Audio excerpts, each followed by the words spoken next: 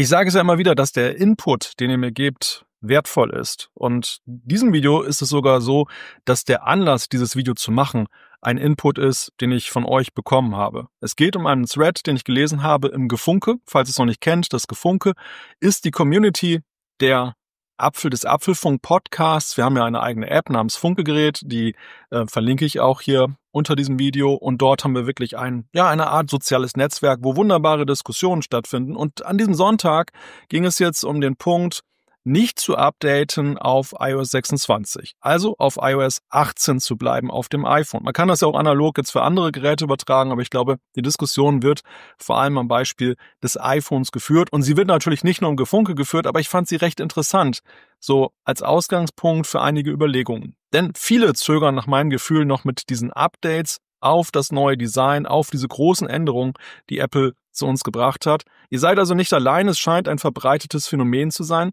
aber einige sind auch unsicher, weil es heißt ja, sollte man nicht besser immer das Neueste installieren? Und ja, wir hier in den YouTube-Kanälen, in den Podcasts, generell in den Medien befördern das natürlich auch ein Stück weit, weil wir selbst große Lust auf das Neue haben und es meist nicht abwarten können, es auszuprobieren. Aber heute blicken wir mal aus einer ganz anderen Perspektive auf das Thema Technik, Fortschritt, neue Versionen mit der Frage, wie lange hält man das eigentlich durch und welche Nachteile gibt es, die man vielleicht auch auf den ersten Blick nicht sieht. Das schauen wir uns an, jetzt in diesem Video.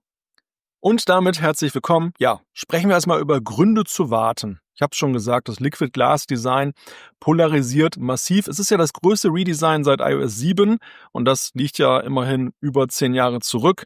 Es hat eine transparente, eine gläserne Oberfläche mit Lichtreflexionen auf die Apple-Geräte gebracht. Besonders auf dem iPhone ist es besonders augenfällig und das hat neben Lob auch für massive Kritik gesorgt. Denn einige sagen, die Lesbarkeit ist für sie stark eingeschränkt. Die kontrastarmen Bereiche, verschwommene Symbole, all das sind so Ärgernisse, die in den Diskussionen genannt werden. Und ja, selbst ich als Befürworter, der sagt, dass mir dieses neue Design persönlich schon im Großen und Ganzen gefällt, sieht auch im Alltag hier und da mal so Probleme. Wenn ich zum Beispiel ein iMessage-Nachrichten abschicken will, dann wird der Hintergrund dieses Eingabefensters immer erst nach einer Weile dann auch dunkel, so dass ich dann die helle Schrift darauf lesen kann. Im ersten Moment ist es häufig so, dass das eben nicht so gut lesbar ist. Ich halte das für einen Fehler, also einen Fehler, der nicht so geplant war und wo Apple dann noch nachbessert. Also man muss dem Ganzen Zeit geben, dass es noch reifen kann. Reifen im Sinne von, dass man Fehler behebt, die man vielleicht auf den ersten Blick nicht gesehen hat, aber auch natürlich, dass es Erkenntnisgewinne gibt, wo Apple sagt, okay, die Community hat zu uns gesprochen, wir ändern das. Ein weiterer Zweig in den Diskussionen sind die Performance-Probleme. Gerade auf älteren iPhones klagen einige über träge Animationen, denn Animation ist ja ein großes Thema, dieses Glasdesign, dieses flüssige. Ja, es hängt ja davon ab, dass es eben auch in Bewegung ist. Und diese Verzögerungen, die betreffen augenscheinlich, so berichten es zumindest einige, besonders das iPhone 14 bzw. das 14 Pro. Apps frieren bei einigen ein, es gibt Abstürze, es gibt Ruckler im System. Das sind aber alles relativ übliche Sachen, die wir nach großen Upgrades sehen. Erst recht natürlich in einem Jahr, wo Apple ja auch an alles herangegangen ist und dementsprechend gewisse Fehlerpotenziale da sind. Was einigen auch nicht gefällt, sind die fehlenden Abschaltmöglichkeiten. Man kann Liquid Glass nicht vollständig deaktivieren. Das Reduzieren der Transparenz, was ja als Bedienungshilfe da ist, das hilft nur begrenzt und über diese fehlende Wahlfreiheit sind einige frustriert und hoffen auch da, dass Apple noch nachbessert und ja, in Anführungszeichen boykottieren dieses neue Design jetzt erstmal in der Hoffnung, dass Apple dann da nachliefert. Was sicherlich auch ein Indiz ist, dass es eine Unzufriedenheit gibt, ist, dass der Google-Suchtrend iOS 26 Downgrade eine ganze Weile dann zu beobachten war. Aber da kann man nicht leider sagen, Downgrades sind nicht möglich. Apple hat eine Woche nachdem iOS 26 herausgekommen ist, das Signieren der alten Versionen dann beendet. Das heißt, man kann eben auf den Geräten, die iOS 26 fähig sind, nicht mehr iOS 18 neu installieren. Man bekommt das einfach nicht mehr durch. Ja, und letzten Endes muss ich sogar sagen, ich habe eigene Erfahrungen, die ich da auch einbringen kann in diese Debatte. Ich hatte die Apple Watch sehr früh auf WatchOS 26 aktualisiert, nach dem Release, nicht während der Beta-Phase, weil ich schon vorsichtig war. Aber dann hatte ich erstmal eine ganze Weile, eigentlich fast eine Woche, massive Akkuprobleme. Also ich musste manchmal 3-mal am Tag die Uhr aufladen, damit sie durchhält. Und Ich weiß nicht, ob es sich von selber gegeben hat oder ob parallel der Wechsel auf ein neues iPhone den Ausschlag gegeben hat. Dann waren diese Akkuprobleme wie weggeblasen. Und es war auch nicht jetzt gerätespezifisch, sondern ich habe es auf 2 Geräten von der Apple Watch erlebt. Ja, das ist natürlich ein Problem. Genauso mit macOS hatte ich einige Bootprobleme nach dem Update, dass einfach das eingefroren ist. Ich musste über den sicheren Modus dann mir wieder Zugang verschaffen. Augenscheinlich waren da Startprozesse, die das dann verhindert haben, also möglicherweise Dritt-Apps. Ich habe einfach mal alles ausgeschaltet und dann ging es wieder. Aber insofern Vorsicht ist berechtigt, denn das ist ja genau das, was wir nicht wollen. Es soll ja eben gerade It Just Works sein. Ich installiere es und kann weiterarbeiten und kann das neu genießen und nicht, dass ich erstmal ein paar Tage damit beschäftigt bin, das dann wieder zu reparieren. Insofern Vorsicht und abwarten, gleich nicht auf die Punkt Null Version zu gehen, ist überaus nachvollziehbar. Also das Problem haben wir jetzt festgestellt. Man bleibt jetzt also bei iOS 18, aber was dann? Da ist nämlich die Frage, wie lange gibt es denn eigentlich Updates für alte Versionen? Wie sieht es aus mit dem Thema Sicherheit? Zu Apples großen Stärken gehört es, dass sie Sicherheitsupdates teilweise so im Schnitt bis zu 8 Jahre rückwirkend für Geräte herausbringen. Also wenn wir auf die iOS-Versionen schauen, dann wird das ja meistens vom iPhone her betrachtet, nämlich wie weit zurück also wie alt kann mein Gerät sein, welches ist das älteste Gerät, was noch mit Updates versorgt wird. Aber wenn wir das Ganze mal von dem Standpunkt her sehen, ich möchte bei einer bestimmten iOS-Version bleiben, habe aber ein modernes Gerät und aktualisiere einfach nicht, ja, auch da sieht es sehr positiv aus. Also iOS 18 ist jetzt schon Ende September mit einem Update wieder versorgt worden. Da kam die 18.7.1 heraus. Die 18.7 war ja recht frisch, auch parallel zu iOS 26 herausgebracht worden. Aber wir haben sogar noch iOS 16.7.12. Auch das kam im September raus. Und sogar iOS 15.8.5. Also wer auf der 15er geblieben ist, der bekommt bis jetzt noch Sicherheitsupdates. Man kann also sagen, Apple umsorgt durchaus jene, die nicht wechseln. Aber trotzdem ist natürlich die Frage, was umfassen denn diese Sicherheitsupdates? Nun, relativ klar ist, da werden nur kritische Sicherheitslücken geschlossen. Es gibt keine neuen Features mehr und die Abstände, in denen das passiert, sind unregelmäßig. Also man kann schon feststellen, dass Apple bei akuten Sachen dann auch wirklich sehr schnell aktualisiert und das nicht auf die lange Bank schiebt. Aber es ist eben so, dass die Update-Intervalle bei neueren Versionen an vielen Stellen schon höher sind oder kürzer als eben bei älteren Versionen. Und Apple schließt auch nicht mehr alle Lücken in alten Versionen, auch dessen muss man sich bewusst sein. Also es gibt einen Schutz für das Größte, aber eben es kann eben auch sein, dass kleinere Sachen nicht mehr aktualisiert werden. Also halten wir also fest, mit iOS 18 seid ihr definitiv noch eine ganze Weile sicher, wenn wir sogar iOS 15 noch mit Sicherheitsupdates dann versorgt sehen. Aber vielleicht fragt ihr euch, seid ihr eigentlich alleine mit dem Zögern?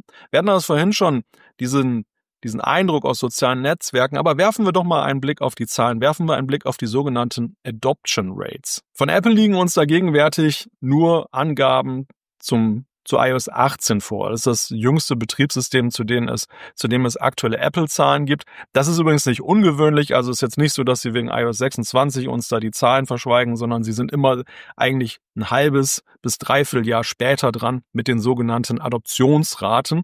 Meistens ja im werbenden Kontext für Developer, dass sie eben sagen, guck mal, so viele Leute haben das neueste iOS installiert, also könnt ihr auch unseren Werkzeugkasten für die neueste Version, die APIs, benutzen. Ihr müsst keine Sorge haben, dass die Leute alte Geräte oder alte Betriebssystemversionen haben. Wenn wir da mal drauf schauen, bei iOS 18 war es so im Januar 2025, bei den iPhones der letzten 4 Jahre 76%. Im Juni hatten wir 88% iPhones der letzten 4 Jahre und 82% aller iPhones. Das sind eigentlich Traumraten, wenn man das mal vergleicht mit Mitbewerbern. Bei Android ist ja die Landschaft deutlich fragmentierter, weil es ja eben in der Regel so ist, dass Google nicht dann direkt Android für alle aktualisiert, sondern eben als Mittler die Smartphone-Hersteller da sind. Und ja, es hat sich schon deutlich gebessert, aber es ist eben trotzdem so, dass es da sehr unterschiedliche Herangehensweisen bei der Update-Politik gibt. Bei iOS 18 konnte man feststellen, dass die Adoption also ungefähr auf dem Niveau von iOS 17 lag, trotz der Apple Intelligence,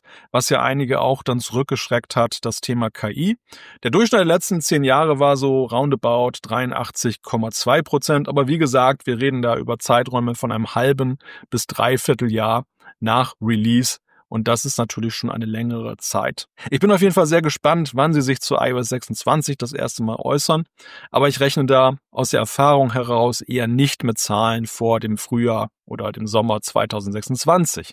Also müssen wir uns inoffizielle Zahlen besorgen, denn es gibt ja eben diese ganzen Statistikportale, die ja mit Dritt-Apps zum Beispiel dann ja auch messen, mit welcher Betriebssystemversion wurden da zum Beispiel API-Abrufe gemacht und daraus ergibt sich auch ein Lagebild. Da ist es zum Beispiel so, dass Telemetry Deck Daten herausgegeben hat, dass Ende September da schon bei 30% die Installationsrate lag. Das ist aber trotzdem deutlich langsamer als üblich.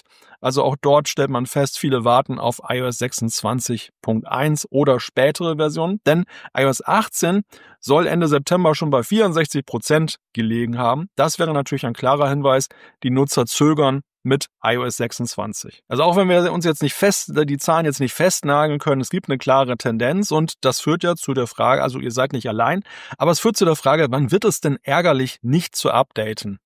Ja, das Offensichtliche sind natürlich die neuen Funktionen, die jetzt in den aktuellen Betriebssystemversionen drin sind. Um das mal kurz in Erinnerung zu rufen, bei der Apple Intelligence, die es allerdings nur für das iPhone 15 Pro oder neuer gibt, da ist ja zum Beispiel neu die Live-Übersetzung in Messages, FaceTime und der Telefon-App, die Visual Intelligence für Screenshots, was durchaus ein sehr hilfreiches Feature ist, Genmoji und Image Playground wurden verbessert. Es gibt intelligente Aktionen in Kurzbefehlen, aber große Siri-Verbesserungen kommen ja erst später. Und ich denke mal, das ist sicherlich auch ein Punkt, der einen leichter abwarten lässt. Es wird ja damit gerechnet, dass erst iOS 26.4 im Frühjahr 2026 dann den großen Schub bringt beim Thema KI und Sprachassistenz. Und dann sieht das Ganze auch schon vielleicht etwas anders aus. Ihr werdet eure Entscheidung sicherlich basierend auf den Features getroffen haben, dass ihr sagt, ja, schön, aber brauche ich jetzt nicht unbedingt. Gibt noch weitere Sachen, wie zum Beispiel diese Anruffilter, dass man unbekannte Nummern überprüfen kann. Da haben wir ja auch hier ein Video im Kanal gemacht, Umfragen und Hintergründe in Messages, die Apple Games App oder Verbesserung bei CarPlay und die Vorschau-App auf dem iPhone. Aber all das sind jetzt nicht so riesige, gewaltige Gründe, vielleicht zu sagen, ich muss dieses Update sofort haben. Da kann man durchaus ja eben auch noch ein paar Monate warten. Diejenigen unter euch, die jetzt ein iPhone 11 bis 15 haben oder ein 15 eben auch ohne Pro, die haben natürlich sowieso keine Apple Intelligence und die bekommen zwar iOS 26, aber viele Hauptfeatures sind nicht verfügbar. Das motiviert ja auch weniger noch zum Update. Es gibt aber einen Punkt, ich glaube, den haben viele nicht so auf dem Radarschirm, wenn sie diese Entscheidung treffen. Und der ist doch ja im Alltag schon gewichtiger als die Apple-Features. Das sind die Drittanbieter-Apps. Denn Entwickler passen ja ihre Apps an die neueste iOS-Version an. Das war jetzt beim Update auf iOS 26 ja auch eine sehr große Sache, weil sie das neue Design implementieren mussten.